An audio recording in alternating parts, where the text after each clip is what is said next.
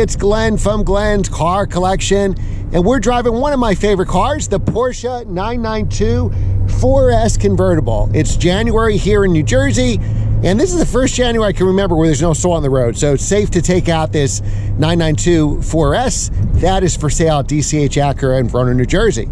All right, so let's see here. Now, I am driving in sport mode because you should only drive Porsches in at least sport mode. Forget about normal and all that other stuff. And how you do is you adjust it here on the bottom. So it brings up a screen. I don't know if you can see it. Normal, sport, sport plus, wet, and individual. We're going to be in sport. It is cold today, so we got to be careful. It's about 28 degrees. The wind chill is about 7. So a very cold day. But like I said, this is the first January I can remember where there isn't snow on the road. Now, I've driven a 4S Coupe on the track. I didn't film that. It was a Porsche event I got invited to. Should have filmed that. I've driven the 992 Turbo, again, thanks to DCH Acura, and it was absolutely amazing. I'm going to trust that this guy goes straight here at this light. So what we're going to do, and the exhaust sounds amazing on this car. You do get some turbo noise. If we listen closely, I think you'll hear that when we accelerate after this light. So I want to see, we're going to take it for a quick drive. I'll give you first impressions. Then we're going to pull over. We'll go over the exterior and interior. And then we'll hit those same roads coming back. And then I can kind of give you my thoughts, likes, and dislikes on the car. So far, for driving the 992 Turbo, reviewing a GT3, and driving a 4S at the track, this is one of my favorite cars, one of my favorite new cars. I would kill to have a 992. Now, this is a 2020, the first year of the 992, and it's got about 20-something thousand miles on it. It's got sports chrono, as we can see by the stopwatch here. It sounds like it has sport exhaust to me. I'll have to look at the options. Now, we could drive it in manual mode totally, and I'll press it. Now we actually have to shift. I believe it won't upshift for us. We were in automatic mode, and we were overriding it with the paddle shifters. Well, one thing, I think the paddle shifters could be a little better. I like them to be bigger. I'm sure Porsche knows their customers, or Porsche knows their customers, and obviously they probably don't mind. I like them to be bigger, more pronounced. The base model, like I have a base 991.2, was replaced by the 992 model in model year 2020, and you cannot get a stick anymore on the base model. You have to step up to the S. So this has the S power plant, which is really the same engine, the 3-liter flat 6. We're going to downshift here. We'll go into second. But in S and 4S, guys, and make 400, there's my license plate, 443 horsepower. So 0 to 60 time of about 3.5 seconds for the coupe, 3.6 seconds for the convertible, because the convertible obviously weighs a little bit more. And the, I'm just going to keep this right here.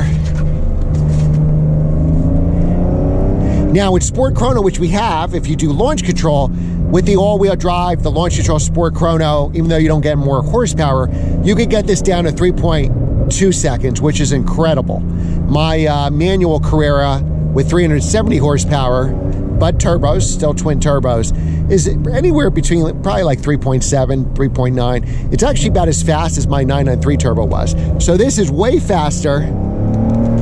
Wow, and it handles so good too.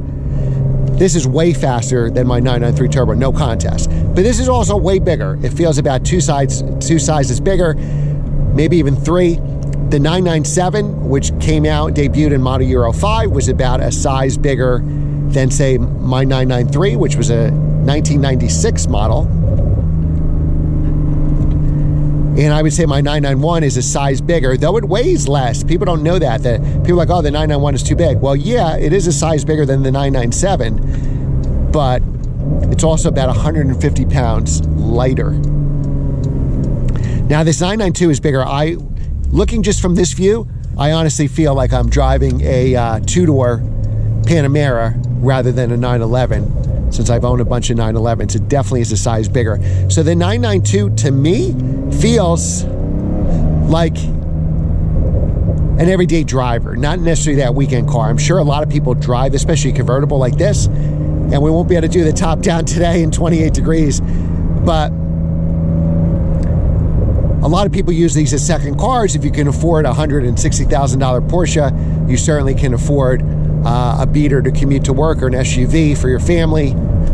So you don't see, wow, you don't see too many of these as daily driver, but to me, if I ever got a 992, it would be a daily driver.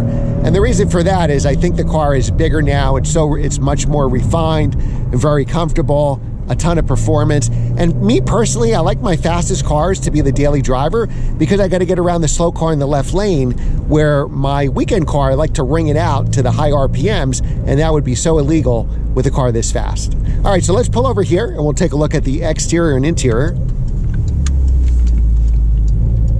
and see what she's all about. All right, so we're standing outside the 2020 Porsche 992 4S convertible. These are my favorite wheels. These are optional, but these are my favorite wheels in any Porsche. And it's really an amazing car. You can hear we're in sport mode right now, so we got some good sound coming out of it. We're gonna listen on the way back and see if we could hear some turbo noise. It's very faint, but you can kind of hear it. See, now the Porsche symbol, this emblem here, always points to where your tire pressure thing is, where you're gonna fill the air. That's where it's supposed to point. I like that the wheels have that like gray finish. You got huge brake calipers, drilled rotors, and I think this color is GT Silver. I know my friend Tommy loves GT Silver. I make fun of it all the time because he likes it, but it's a great interior color. So here you have all your cruise control, all your sensors right there, your camera. So you can actually have the camera while you're going forward. I saw that when we were pulling out of the parking lot. So a lot of safety features. There's a wet mode. You have this beautiful dark red top, which is gorgeous, which matches the interior almost perfectly. Nice leather interior. Steering wheels are great size. It's telling me that it's cold out there. No surprise. All right, so here you have all your buttons. It's pretty much front and center. You have heated and cooled seats. I believe cooled seats are optional. This is to do the top, very easy up and down. Your parking brake, just like it was a manual. So you pull it back for on, and you get that aircraft landing gear noise. If this was a manual parking brake and I put it down, same way, push it, that takes it off. This is your cup holder. Park, because it's dual clutch transmission. A manual is available, not on the base models, but on the S models. This is a 4S. We can drive in manual mode, which we will. When we get forward, we got to put in drive first. Or your HVAC control is very easy to use. I like it cold. Even in the winter, I keep it at 65. Dual climate control. You could go through all your screens here. That scared me. Traction control, which we're not going to take off. It looks like nose lift. That's what it looks like to me. I didn't know that was available here. We can make the shock stiffer. It'd be too bumpy on these terrible cold New Jersey roads, so I'm not going to do that. Looks like this one might have some built-in radar. You get the 5 dials here on the Porsche, but there's 4 because we got the navigation on. The problem is the steering wheel blocks it. I love the size of this steering wheel. It's not as thick as an M car. I actually think it's the perfect size. You got all your controls on it here. Cruise control down here, a little out of the way, so you kind of got to know what you're doing. Time and temperature, probably least important, all the way to the left. I always use, what I love about these gauges, all the gauges are digital, except you have an analog tachometer, which I think makes it super cool. Here's the paddles. If there are any nitpicky complaints, I like more pronounced paddles. And here's how you do your drive modes. Oop, it shut us off. Up. See, in sport mode, you don't have the auto stop, and you can even do Sport Plus. Let's try Sport Plus. Let's put it in manual. We got to put it in drive first, like I said, manual mode, and let's go. We've already set our mirrors. Engine is all warmed up. Your signal stalk is right here. Again, one of my favorite cars, probably my top new car to drive. If I could drive any new car or own any new car, obviously I'd want a GT3 or a Turbo or Turbo S. All right, so let's see here. Whoops, car's just come out of this blind turn. All right, so. All right, now manual mode, it does perfect. It obviously does exactly what I tell it to do. It doesn't complain. It rev matches all your downshift real easy. So now what we should do is drive in auto mode, even though I don't like driving in auto mode. I want to see how good the PDK does by itself. Because be honest, if you're going to use this, oh, there we go. So it actually slowed down on my own. We were in third. I put it into auto mode, and it actually downshifted me to second. That's impressive. This is, I wasn't a big fan on the PDK on the 997s. Not even a huge fan of it on the early 991s. But this 992 PDK is convincing. If you want PDK, or if you're kind of on the fence, this PDK is really that good. especially when you drive in these higher modes. So we're in Sport Plus mode, which is not what you typically do driving on the side roads here, but I'm going to adjust this camera. But it really is pretty amazing. It's really, if it's telepathic, it really is. So we're going to go right here. And again, you have nice leather. This is optional stuff. Obviously, it's not going to come fully loaded with this. The interior color. This is a really high-spec car. These cars start at $135. A car like this, I wouldn't be surprised if it was $180,000, $190,000. Brand new. All right, so again, we're letting PDK do it for us. We'll give a little space to this car because we're going to come to those twisty roads again.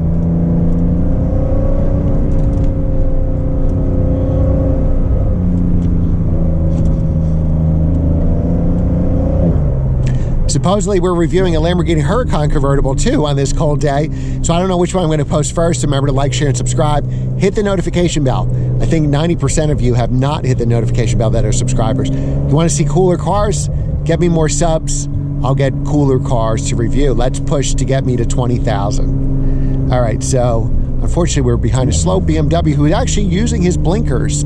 So he must have filled out blinker fluid. So going around that turn, I would have manually put in second gear, and the PDK put me in second, keeping me in second. Just upshifted to third when I lifted off the gas. The handling of this car is amazing, and this is a freezing winter day. All right, so it upshifted us, it downshifted us back for the turn. There should be a little bit of a straightaway here, so we'll give it the beans. Now watch, it should downshift us to second. Yep. And it shifted us at red line. So as much as I like the stick shift or doing the manual paddles myself, I got no chance against this PDK. You put your grandma in here and you tell her to do just what I did. Let's see if it downshifts us to second. Yep. She's going to destroy you. Your own grandmother's going to beat you in a drag race because that's how good this PDK is. Sad day for us manual transmission owners, but I guess that's the future, so let's embrace it. All right, so let's see. Put us into first automatically. I'm assuming upshift to second, upshift to third at 3,500 RPM. It's because we're in Sport Plus, it's keeping us in gear here. So what I'm going to do, because now we're on regular roads, I'm going to put it down to Sport, and so as soon as I Sport Plus, it kept us at 3,500 RPM at the lower gear, which in this case was third. And then what it did is as soon as I put it down to Sport, we're not in that racy Sport Plus anymore, so it upshifted us to fourth. So ride quality, because we're in comfort mode, we're not pressing the suspension button, it's very comfortable. You could easily drive this all day.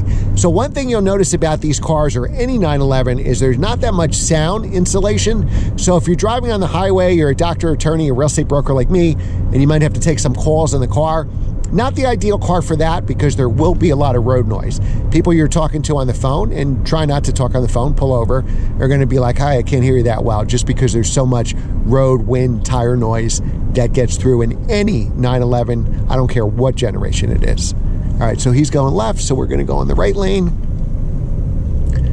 You know, I got to ask Tim, maybe I can keep one of these cars for the day or the afternoon. Because I don't ever want to give them back. All right, so even in sport mode, it's holding the gears. As soon as I let back off on the throttle, it will upshift me to another gear. Now, this is a terrible road here. You can see all the frost wedging it has. And it's a really bumpy road when I drive some of the other cars.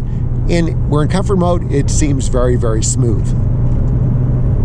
So that's really, that's really my conclusion. These are the ultimate, we're low on gas, so we'll have to stop for gas. We're on the, this is the ultimate daily driver to me. If you want a weekend car, get the GT3 or get the Turbo S. Me personally, I prefer the Turbo over the Turbo S. And for the main reason is I don't want center lock wheels. I like to change my own tires. If I own this car, I'd have a dedicated summer tires, which it comes with. In this time of year, I changed to a dedicated winter tire. So I want to be able to change the tires myself. I don't want to deal with that center lock tool and do $100,000 worth of damage to the wheels or their ceramic brakes. So that's why I prefer the Turbo. I'd get the steel brakes and the regular 5 lugs. And I believe you used to be able to do, I don't know about the new GTS, but the 991 GTS, there was a 5-lug option. All right, so I think we'll end the video here. Thanks again from Tim and DCH Acura for allowing us to drive the car. He always has at least 80 premium cars in stock. He's got like 5 992s, a C8 Corvette, a bunch of C7 Corvettes. He's always got a couple Lamborghinis, AMGs, Rolls Royces, Bentleys, you name it. He has premium cars plus new and used Acuras. So support them because they support us. Thanks again for watching, and I will see you next time.